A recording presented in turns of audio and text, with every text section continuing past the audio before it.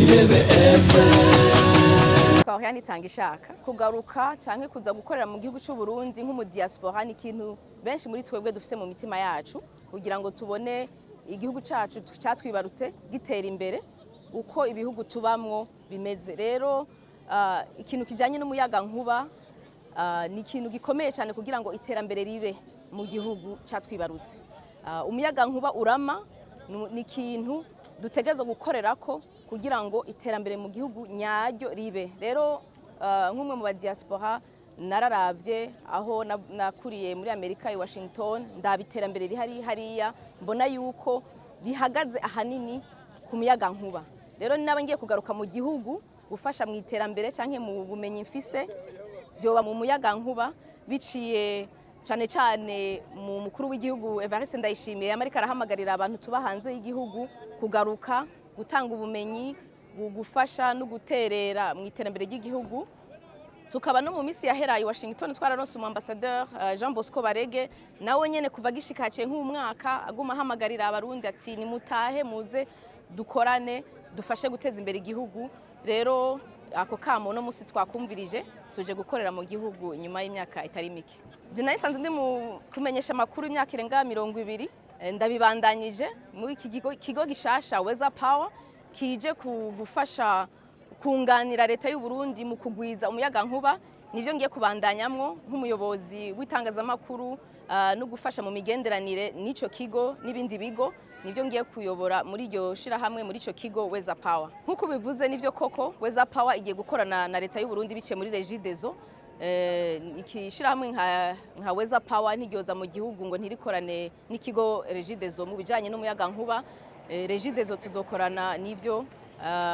Rero abarundi nibitege yuko Regideso n'abandi mashira hamwe n'ibindi bigo vyikorera utwavyo bigiye kugufashanya kugira ngo umuyaga nkuba ugwire mu gihugu. Nibaza ko abarundi bari mu mahanga nabo nyene boshobora kumva yuko nabo nyene bisanze nkuko nanje nabo nyene nisanze mu gihugu canke ako kamo twumvise tubandanya twumva buri gihe guterera igihugu nabo nyene barashobora kugakorera ko bakaza tugakorera hamwe. Weather Power igiye gukorana n'ibimenyesha makuru cane gose kuko Weather Power ikenera kandi ikwiye kandi izogenda imenyesha ibikorwa vyayo mu gihugu hagati. Rero ibimenyesha makuru haba mu kibano canke ku rwego rw'ivyo turiko turakorana na leta, Weather Power izogenda ikorana n'ibimenyesha makuru kugira ngo dutange amakuru nyayo. Murazi yuko umuyaga nkuba ari ikintu abantu banyotewe cyane. Rero ibimenyesha makuru tuzokorana navyo cyane. Nkabafatiyeho n'akaryo ko gukeza ibimenyesha makuru muri kino gihe turi hanze mu mahanga turabikurikiranira hafi. Ntanze akarorero Irebe FM mukorera ni kimenyesha makuru tubona kiriko kiratera intambwe nziza cyane, kiriko kirashiramwe uburyo muri uwo mwuga.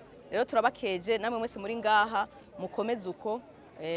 Icizere nuko aya mashira hamwe ari karaza canke Weather Power muri rusange iri kirashiramwe inguvu nyinshi cyane, uburyo bwinshi cyane no gukorana na leta kugira ngo mu myaka iri imbere ihangiro gihaye yuko ubutaka bw'u Burundi ibice bigera ku 70% birenga bazoba baronse umuyaga nkuba mu myaka 5 canke 7 iri imbere.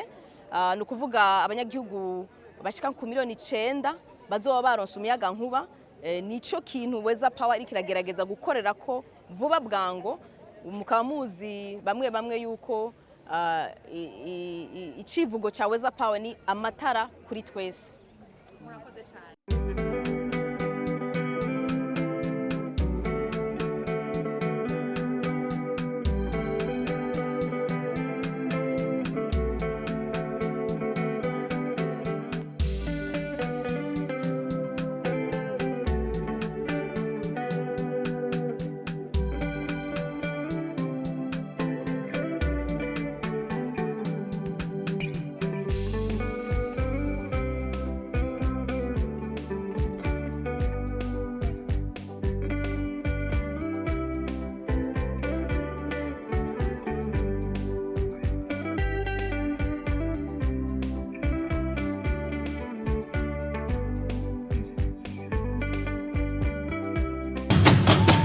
Irebe FM.